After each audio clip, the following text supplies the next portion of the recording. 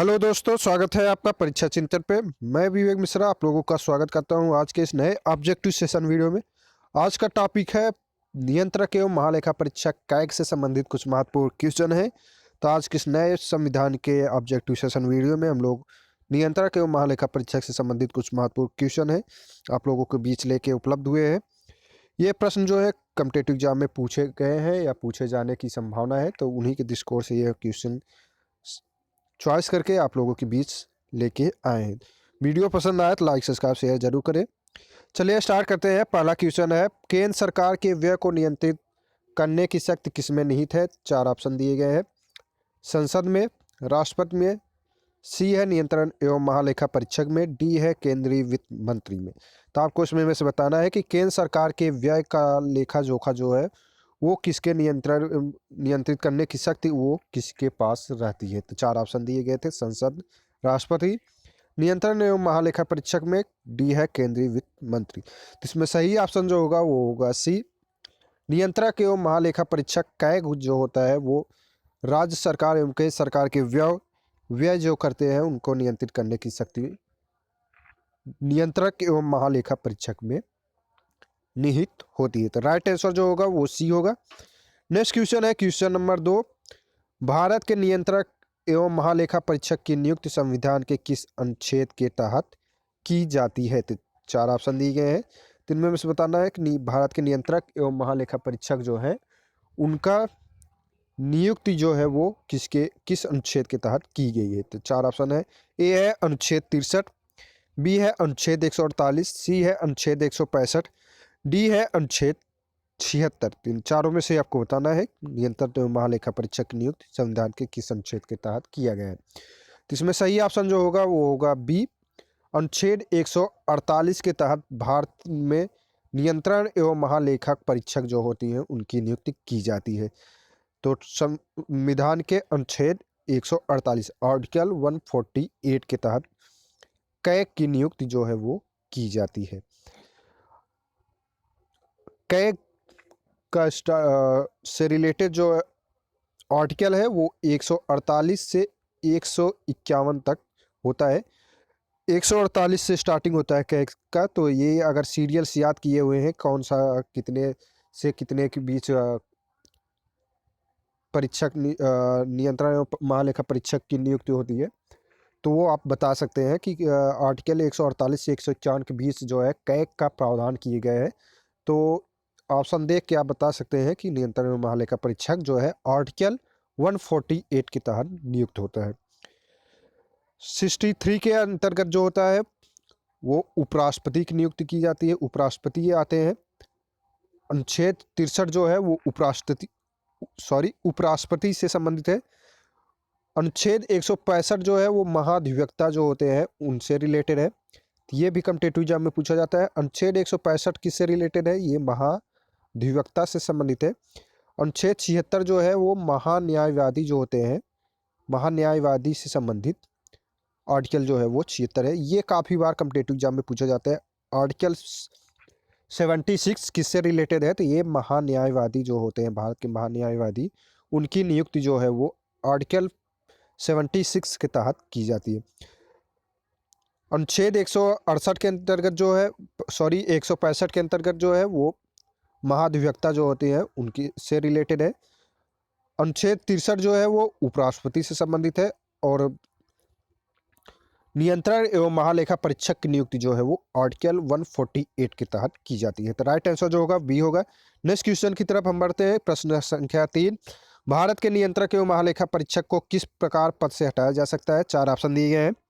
ए है उसके विरुद्ध न्यायालय में अभियोग दाखिल करके, बी है उच्चतम न्यायालय के न्यायाधीश को पद से हटाने की प्रक्रिया की तरह, सी है राष्ट्रपति से अपील करके, डी है उसे हटाया नहीं जा सकता। तीन चारों में से आपको बताना है कि किस भारत के नियंत्रण एवं महालेखा परीक्षक को किस प्रकार से पद से हटाया जा सकता है। तो इसमें सही ऑप्शन जो होगा वो होगा बी, उच्चतम न्यायालय के न्यायाधीश को पद से हटाने की प्रक्रिया की तरह ही भारत के नियंत्रक एवं महालेखा परीक्षक को हटाने की जो है सिमिलरिटी होती है। दोनों उच्चतम न्यायालय के न्यायाधीश जिस तरीके से पद से हटाए जा सकते हैं उसी तरीके से भारत के नियंत्रक एवं महालेखा परीक्षक को हटाया जा सकता है।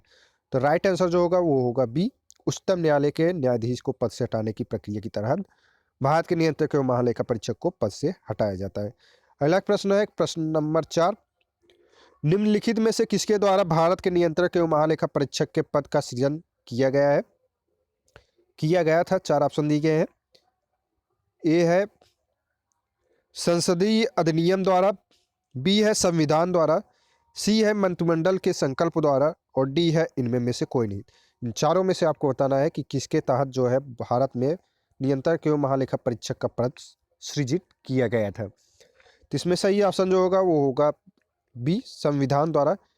आप इस तरीके से भी पहचान सकते हैं, जो भी समिति है वो अगर संविधान में आर्टिकल के तहत उनके बारे में ब्यौरा दिया गया है, जैसे कि भारत में नियंत्रक एवं महालेखा परीक्षक 148 से रिलेटेड आर्टिकल दिया गया है, तो इस तरीके से जो भी अगर कोई समिति है उसका आर्टिकल दिया गया है तो वो संवैधानिक समिति होती है, तो उसका निर्माण जो है वो संविधान के द्वारा किया गया है। तो ये आपको याद रखना है, संविधान के द्वारा जो है वो भारत के नियंत्रक एवं महालेखा परीक्षक का पद सृजित किया जाता है। तो ये याद रखेंगे आप दोस्तों कि अगर आर्टिकल में दिया गया है कोई समिति, भारतीय संविधान के किसी आर्टिकल के तहत उसका ब्यौरा दिया गया है, तो वो संविधान द्वारा ही दिया गया है समिति, ना कि किसी अधिनियम के द्वारा बाद में ऐड किया गया है। तो ये जो है भारत के नियंत्रक एवं महालेखा परीक्षक का पद सृजन जो है वो संविधान के द्वारा किया गया था। अगला प्रश्न है प्रश्न संख्या 5, भारत का नियंत्रक एवं महालेखा परीक्षक किसके लिए मुख्य लेखाकार तथा लेखा परीक्षक के रूप में काम करता है। ए है संघ सरकार के लिए, बी है राज्य सरकार के लिए, सी है संघ तथा राज्य सरकार के लिए और डी है न संघ के लिए न राज्य सरकार के लिए। तीन में से आपको बताना है कि चारों में से कौन सा ऑप्शन सही है जो कि भारत के नियंत्रक एवं महालेखा परीक्षक के मुख्य लेखाकार तथा लेखा परीक्षक के रूप में काम करता है। तो राइट आंसर जो होगा इसमें सी होगा, संघ तथा राज्य सरकार के लिए भारत के नियंत्रक एवं महालेखा परीक्षक जो होते हैं वो लेखा तथा लेखा परीक्षक का काम करते हैं। तो ये का वर्क जो है वो केंद्र एवं राज्य सरकार के आय व्यय से रिलेटेड ये रखते हैं, तो इसलिए ऑप्शन जो होगा वो सी सही होगा, संघ तथा राज्य सरकार के लिए। अब हम बढ़ते हैं अगले प्रश्न की तरफ। प्रश्न संख्या 6, भारत का नियंत्रक एवं महालेखा परीक्षक निम्नलिखित में से किस समिति के मित्र दार्शनिक और निर्देशक के रूप में कार्य करता है। 4 ऑप्शन दिए गए हैं। ए है लोक लेखा समिति, बी है प्राक्कलन समिति, सी है सरकारी उपक्रम समिति और डी है विशेषाधिकार समिति। इन चारों में से आपको बताना है कि भारत का नियंत्रक एवं महालेखा परीक्षक निम्नलिखित में से किस समिति के मित्र दार्शनिक और निर्देशक के रूप में कार्य करता है। तो राइट आंसर जो होगा इसमें ए लोक लेखा समिति और भारत के नियंत्रक एवं महालेखा परीक्षक जो हैं दोनों सेम तरीके से कार्य करते हैं। तो नियंत्रक एवं महालेखा परीक्षक जो है वो समिति लोक लेखा समिति मित्र दार्शनिक और निर्देशक की तरह कार्य करते हैं। दोनों जो है वो एक दूसरे के मित्र दार्शनिक की तरह वर्क जो है वो करते हैं। तो राइट आंसर जो होगा वो ए होगा, लोक लेखा समिति। लोक लेखा से समिति जो है उसके बारे में हमने वीडियो में बताया हुआ है। लोक लेखा समिति में कितने सदस्य होते हैं, तो टोटल सदस्यों की संख्या जो होती है वो 22 होता है। ये कॉम्पिटिटिव एग्जाम में पूछा जाता है।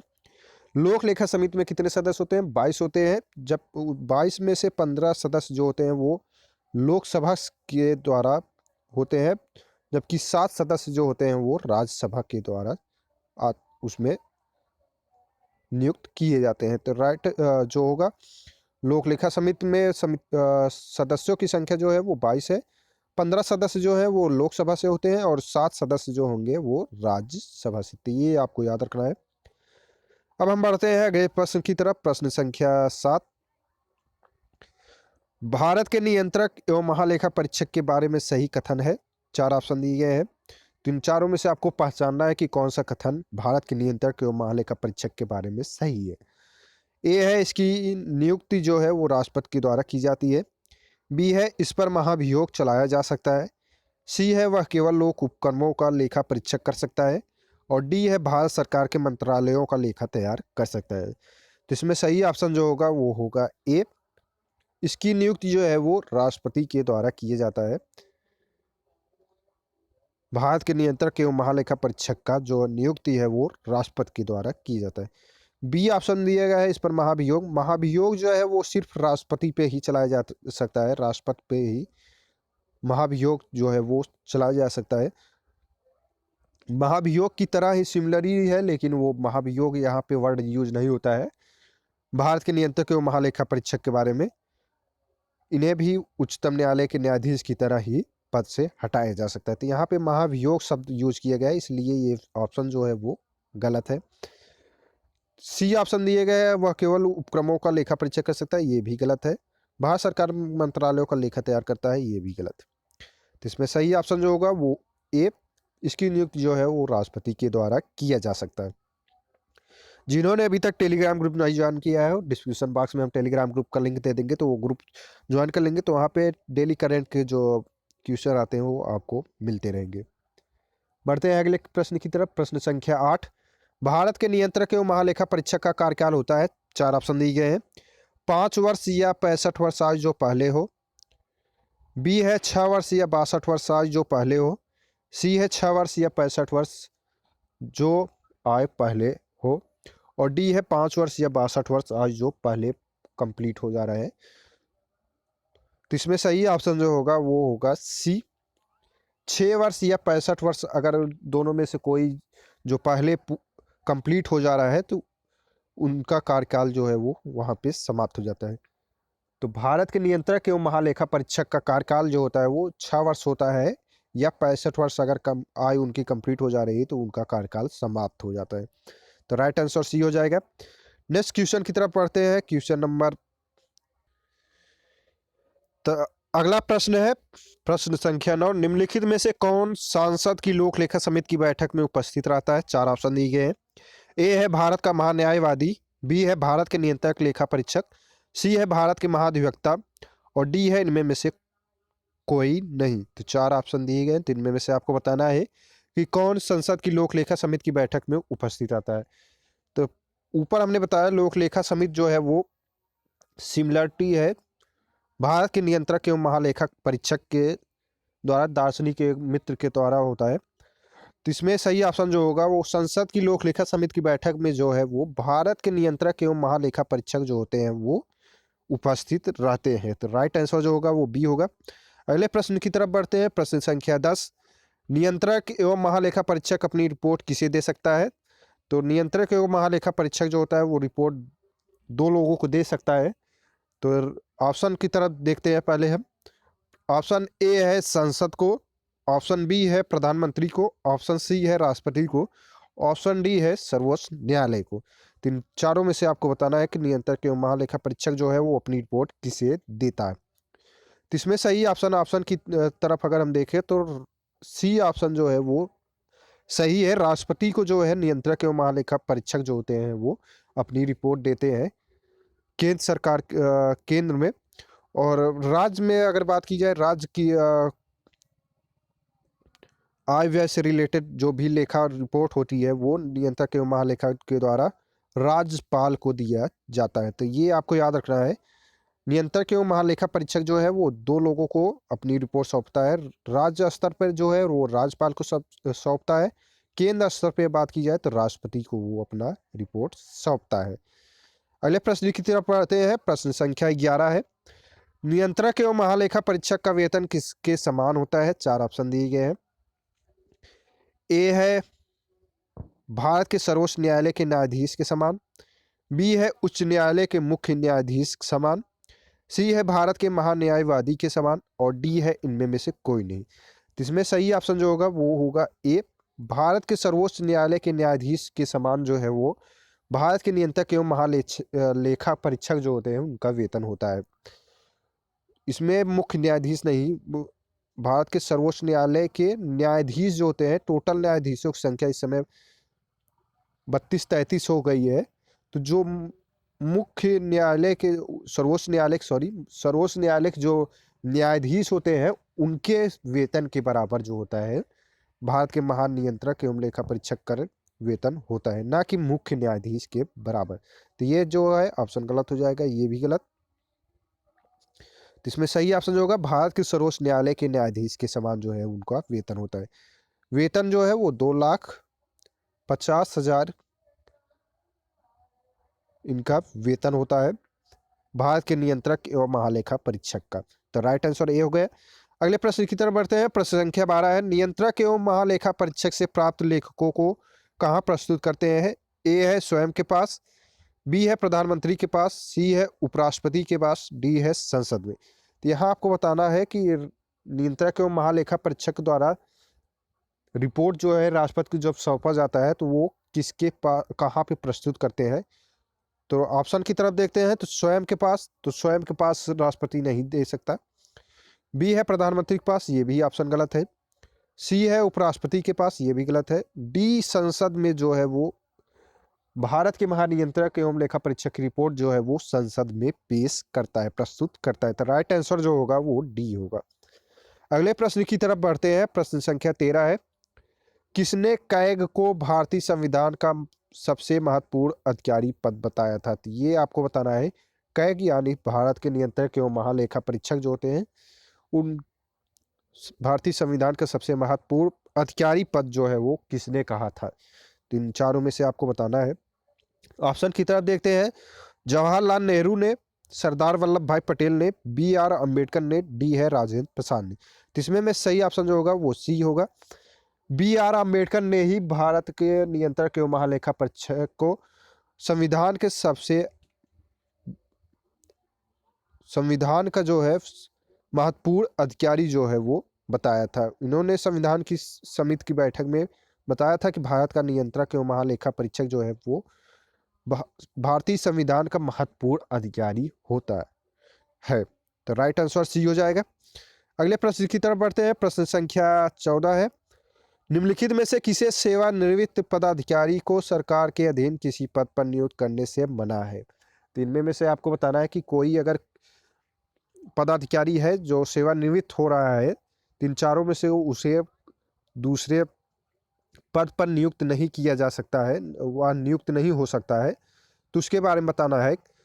ए है, ऑप्शन की तरफ बढ़ते हैं। तो ए ऑप्शन है सर्वोच्च न्यायालय का मुख्य न्यायाधीश। तो सर्वोच्च न्यायालय का मुख्य न्यायाधीश जो है उसे दूसरे पद पर नियुक्त किया जा सकता है। तो ये ऑप्शन जो है वो सही है। अगला प्रश्न है, अगला ऑप्शन है नियंत्रक एवं महालेखा परीक्षक। सी है भारत का महान्यायवादी, डी है सॉलिसिटर जनरल ऑफ इंडिया। तो ये तीनों जो हैं वो सेवानिवृत्त होने के बाद भी नियुक्त किए जा सकते हैं, जबकि संविधान में जो है वो नियंत्रक एवं महालेखा परीक्षक जो है वो नियुक्त नहीं किए जा सकते, नियुक्त करने से इन्हें मना किया गया है। तो राइट आंसर जो है वो बी है, सेवानिवृत्त पदाधिकारी को सरकार के अधीन किसी भी पद पर नियुक्त नहीं किया जा सकता है। अगला प्रश्न है प्रश्न संख्या 15, कैग राज्य स्तर पर प्राप्त लेखा विवरण को किसे दे सकता है? चार ऑप्शन दिए गए हैं। ए है विधानमंडल को, बी है राज्यपाल को, सी है मुख्यमंत्री को और डी है राष्ट्रपति को। तो यहाँ पे बात की जा रही है कैग जो है वो दो स्तर पे दो लोगों को देती है। तो यहाँ ऑप्शन में राज्यपाल और राष्ट्रपति दोनों दिए गए हैं। तो यहाँ पे पूछा गया कैग राज्य स्तर पर जो है वो किसे सौंपता है? तो राज्य स्तर पर बात की जा रही है, तो इसमें ऑप्शन हो जाएगा बी सही, राज्यपाल को जो है वो कैग अपनी रिपोर्ट प्रस्तुत करता है। तो यहाँ पे ऑप्शन में बी सही होगा, राज्यपाल को कैग अपना विवरण जो है, रिपोर्ट जो है वो राज्य स्तर पर राज्यपाल को सौंपता है। राज्यपाल के द्वारा विधानमंडल में जो है वो रिपोर्ट प्रस्तुत की जाती है। तो ये आपको याद रखना है, राज्यपाल के द्वारा रिपोर्ट कहाँ पे वो प्रस्तुत की जाएगी? तो वो विधानमंडल में की जाएगी, जबकि राष्ट्रपति के द्वारा जो है वो संसद में प्रस्तुत किया जाता है। तो ये आपको याद रखना है। तो इस तरीके से कुछ महत्वपूर्ण क्वेश्चन थे जो कि कॉम्पिटिटिव एग्जाम की दृष्टिकोण से पूछे गए हैं या पूछे जाने की संभावना है। आप टेलीग्राम ग्रुप को ज्वाइन कर सकते हैं। टेलीग्राम पे आप परीक्षा चिंतन सर्च करेंगे तो आपको वहाँ पे टेलीग्राम ग्रुप मिल जाएगा, तो वहाँ से ज्वाइन कर लेंगे। डेली आपको करंट से रिलेटेड इन्फॉर्मेशन वहाँ पे मिलता रहेगा। वीडियो पसंद आया हो तो लाइक सब्सक्राइब शेयर करें, ज़्यादा से ज़्यादा। चैनल को सपोर्ट करने के लिए धन्यवाद।